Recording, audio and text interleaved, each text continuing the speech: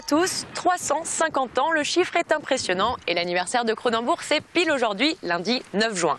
Kronenbourg est l'une des plus vieilles entreprises de France. Saint-Gobain, c'est un petit peu après. Et aujourd'hui, je vous emmène sur le premier site brassicole du pays. 40% de la bière produite en France sort d'ici, ce qui ne représente pas moins de 2,8 milliards de demi chaque année. Et oui, vous regarderez votre bière différemment maintenant. Tout au long de cette émission, vous allez découvrir l'univers Kro, son innovation, son développement. Mais avant cela, petit retour en arrière. Souvenez-vous, Kronenbourg, c'était ça. Monsieur prendra une viande? Oui. Un château brillant. Et ensuite, un fromage? Oui. Mais, je précise, un roquefort. Bien. Et pour finir, une pâtisserie? Mais je précise, un millefeuille. Très bien. Et comme boisson? Une bière. Bien. Pour la bière, monsieur ne précise pas? Mais si, je précise, une Kronenbourg.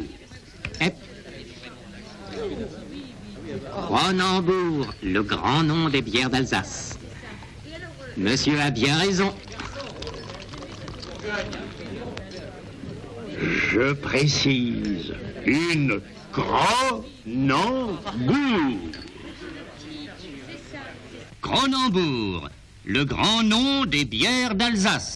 Au fil des années, Kronenbourg a su évoluer pour répondre aux attentes de ses consommateurs. Et ces 350 ans, cet anniversaire, c'est l'occasion de marquer le coup avec une nouvelle campagne de communication. On vous la dévoile en exclusivité sur Alsace 20. Regardez, voici les nouvelles affiches publicitaires de la marque, celles que vous pourrez voir un petit peu partout autour de vous dans les prochains jours. Ça commence avec l'eau, le malt et le houblon.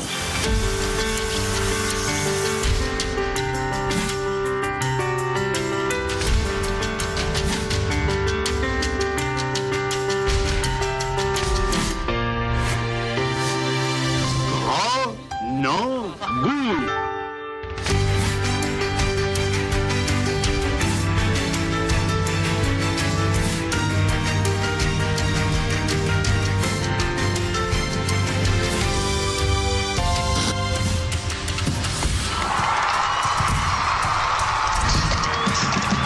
Ne laissons pas s'envoler les bons moments de la vie.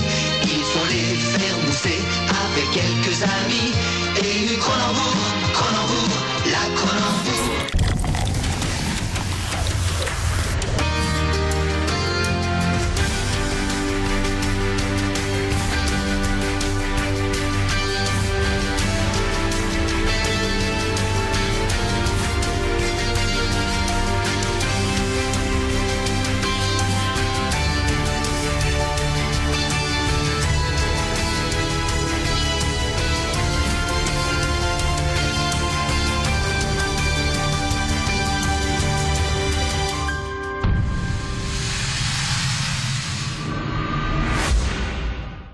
Une bière sur 3 consommée en France est produite ici, à Obernai.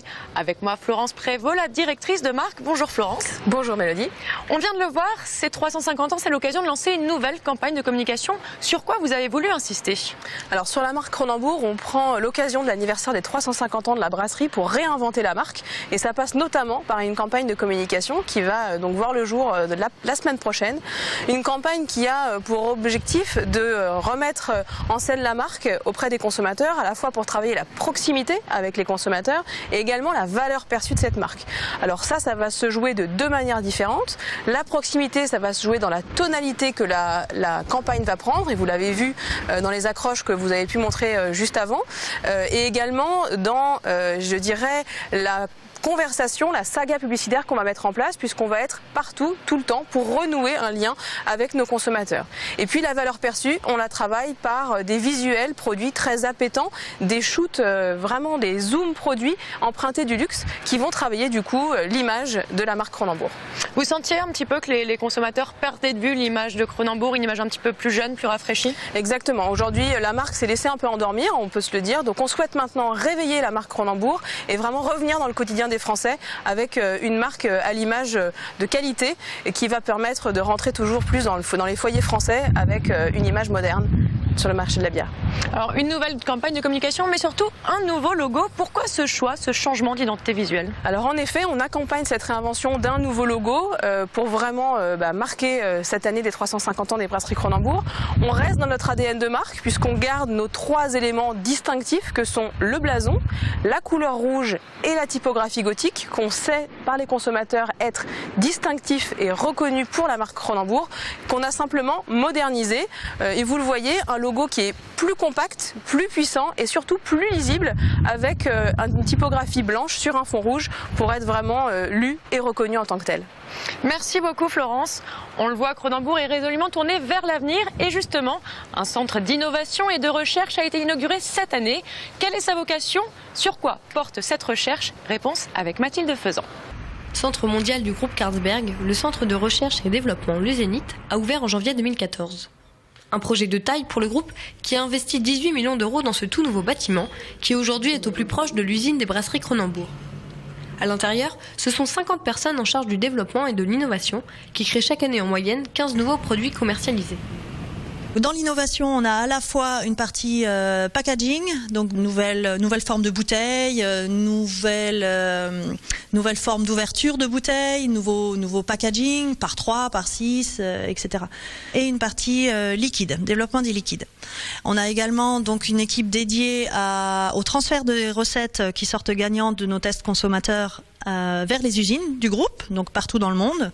Ici, on parle de développement tout simplement parce que on va innover en termes de liquide. Donc, c'est-à-dire qu'on va étudier, on a le support en fait des équipes marketing de chaque pays. Ces équipes marketing étudient les besoins des consommateurs ou les envies des consommateurs et nous demandent aux équipes innovation ici de les traduire en recettes. Nous recherchons de nouvelles saveurs, de nouveaux goûts fruités, de nouvelles sensations dans les boissons. Le consommateur, quand on va l'interroger sur ses envies, il va nous dire j'ai envie d'une boisson sucrée, facile à boire, rafraîchissante, au goût fruité, etc. Donc ça c'est la façon dont le consommateur va nous exprimer son besoin. Nous devons le traduire en recettes. Donc nous allons jouer sur le niveau de sucre dans le liquide, sur le niveau d'acidité, sur l'ajout de jus de fruits. Ces saveurs et ces goûts innovants sont analysés dans le laboratoire du bâtiment, où sont aussi examinés les produits sortant de l'usine de la brasserie Cronenbourg. Et pour ce qui est de la production de ces essais liquides, le centre compte également sa microbrasserie. Ça nous permet de réaliser donc des nouvelles recettes quand on développe des nouveaux produits. On explore plusieurs pistes et donc on développe et on produit plusieurs liquides. Donc ce site de production est vraiment le cœur de ce bâtiment également. C'est ce qui fait la force de ce centre de développement qui est unique en fait dans le monde brassicole à l'international. Le 10 juin prochain, ce sera l'inauguration officielle de ce centre Zénith, façonné selon les besoins du développement et de l'innovation. Alors préparez vos papilles gustatives, la bière de demain, c'est peut-être eux qui la pensent, mais c'est en fonction de vos envies. Suite de notre émission spéciale au canon à Strasbourg, c'est ici que tout a commencé en 1664 avec la première brasserie. Jean-Hans Ménol, bonjour. Bonjour Mélodie. Vous êtes le vice-président communication. L'innovation est vraiment au cœur de votre métier. C'est grâce à ça, selon vous, que cette microbrasserie développée ici il y a 350 ans s'est développée en la marque emblématique qu'on connaît aujourd'hui. Oui, c'est un gros saut dans l'histoire, puisque finalement le 9 juin 1664, tout a commencé ici. Aujourd'hui, on est 350 ans après, jour pour jour. C'est extraordinaire d'avoir une entreprise qui fête ses 3 siècles et demi d'existence. C'est très rare. Et forcément, quand on s'interroge sur les secrets de cette longévité, on se dit, on a quelques réponses. La première, c'est l'adaptation. Cette entreprise a traversé 10 guerres, par exemple. Mais la deuxième, c'est certainement aussi le fait d'être attentive à son environnement, de savoir anticiper les choses et bien entendu de faire preuve de créativité, d'imagination, d'invention et d'innovation, ce qui a été le cas effectivement pendant toutes ces années. Alors justement, on le rappelle, la Tigre Bock, la première marque de bière commercialisée en 1922, la fameuse 1664 quelques décennies plus tard, la Cros Pure Malt qui a ouvert la voie aux bières sans alcool. Est-ce qu'on peut dire finalement que Kronenbourg a dominé et organisé le marché de la bière au fil des années? Une particularité de Kronenbourg, c'est que non seulement cette entreprise a 350 ans, mais l'autre particularité, c'est qu'elle a le même métier depuis 350 ans. Elle est brasseur. Et donc forcément, je dirais que l'excellence du savoir-faire, c'est quelque chose qui fait partie de l'histoire de Kronenbourg. Et certainement la longévité vient du fait que des générations d'hommes et de femmes ont porté un savoir-faire à son excellence, sachant réaliser effectivement toutes sortes de bières et de boissons, mais aussi innover en termes de marque. Alors on le voit, l'innovation, c'est forcément dans le produit, mais c'est aussi dans la manière de consommer. Kronenbourg a notamment lancé les bouteilles, les packs, les canettes. Comment on fait pour être pionnier dans tous ces domaines? Mais je crois que c'est le secret. Hein. Quand vous avez un savoir-faire, là en l'occurrence le savoir-faire de brasseur, vous cherchez forcément des débouchés à votre savoir-faire. Donc vous cherchez à faire des produits qui vont rencontrer un consommateur et qui vont séduire le consommateur. Donc l'innovation, effectivement, vous avez raison, ça s'arrête pas simplement au liquide, à la boisson. Là, dans ce domaine-là, Kronenbourg a beaucoup innové et continue à le faire, parce qu'on a certainement, je pense, les meilleurs brasseurs du monde chez nous. Ils sont une soixantaine quand même, avec 15 maîtres brasseurs, dont la moitié de femmes. Donc j'en profite pour les saluer et les remercier. Mais effectivement, l'innovation, c'est aussi, ça s'exerce sur d'autres éléments que le liquide, et notamment sur les contenants, c'est-à-dire sur le packaging. Donc à ce titre, par exemple, on ne le sait peut-être pas assez ou suffisamment, mais quand vous buvez aujourd'hui, que vous allez dans votre supermarché et que vous achetez un pack de bière, il faut savoir que le pack de bière a été introduit en France en 1963 par Kronenbourg. Et le premier pack, c'était un pack de 6, le six-pack, voilà, et qui avait 6 petites bouteilles, qui étaient aussi des bouteilles, c'était une autre innovation, jetables. Donc la canette que vous mettez à la poubelle, que vous jetez, et le pack que vous allez chercher dans le supermarché, c'est grâce à Kronenbourg, par exemple. Un autre exemple, c'est la canette métal, métallique. Celle-là, elle est inventée par Kronenbourg dans les années 50, en 53. Et elle correspond effectivement à une époque où on avait besoin de mobilité, il y avait des troupes militaires, il y avait voilà. Donc ça permettait d'approvisionner ou de fournir en bière toutes sortes de populations qui pouvaient avoir envie de bière, quoi. Voilà. Et la première capsule à dévisser, plus besoin de décapsulaire, ça aussi. Ça c'est le twist, oui, c'est ça. On trouve ça sur toutes les bouteilles de Kronenbourg. C'est une capsule qui se dévisse en dévissant, enfin qui s'enlève en dévissant.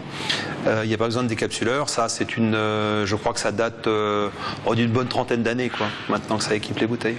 Donc on le voit, comme chez toute grande marque, vous êtes dans une recherche constante d'évolution. Autre nouveauté, c'est le K by Kronenbourg qui est sorti il y a quelques mois. Oui. C'est une gamme de bières aromatisées. Vous sentiez qu'il y avait vraiment un besoin, une demande de la clientèle? Oui, bien sûr. Quand le marché de la bière, comme tous les marchés, évolue en permanence. Là, on note depuis quelques années une forte évolution du goût, et notamment vers des recherches de goût du consommateur, vers moins d'amertume, vers plus de fruité, plus de sucré, plus de douceur. Et ces bières dites tendance ou modernes sont un segment du marché qui croît beaucoup, fortement. Donc il y a une forte demande parce que ça répond à cette recherche de goût. Et c'est la raison pour laquelle effectivement on a lancé K de Kronenbourg, sachant que la marque Kronenbourg elle-même, ça n'est pas que la Cros, c'est d'autres produits. Cros, c'est le grand nom de la bière en France. C'est la première marque de bière vendue en France, et elle a vocation à jouer sur tous les segments du marché. Donc K est une réponse de Kronenbourg à un besoin particulier qui est la demande de bière aromatisée et fruitée. Merci beaucoup, Johan Smenal. On se retrouve un petit peu plus tard dans l'émission. À tout à l'heure. Nous, on clôture ce volet innovation avec la dernière née de la famille Kronenbourg, la bière Skål. Aromatisée à la vodka et aux agrumes, c'est la bière des Vikings. Un concept plutôt audacieux qui a su trouver son public. Regardez.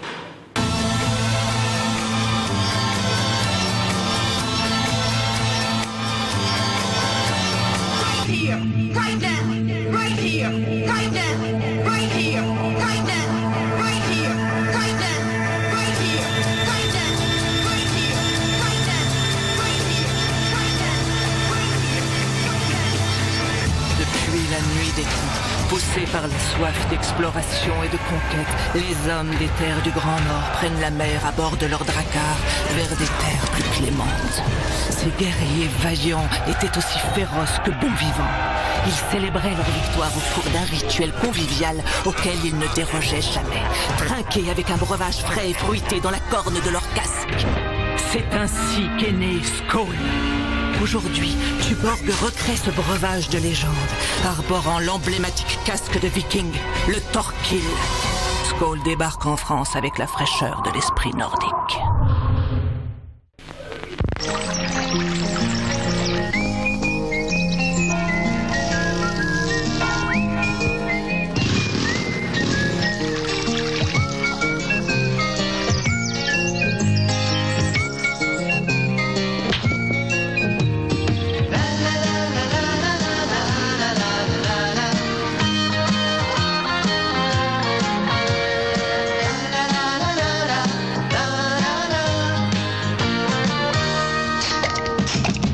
Ne laissons pas s'envoler les bons moments de la vie. Il faut les faire mousser avec quelques amis. Et une Kronenbourg, Kronenbourg, la Kronenbourg. La Kronenbourg, faites mousser les bons moments avec Kronenbourg. Brassé depuis 3 siècles en Alsace. La Kronenbourg.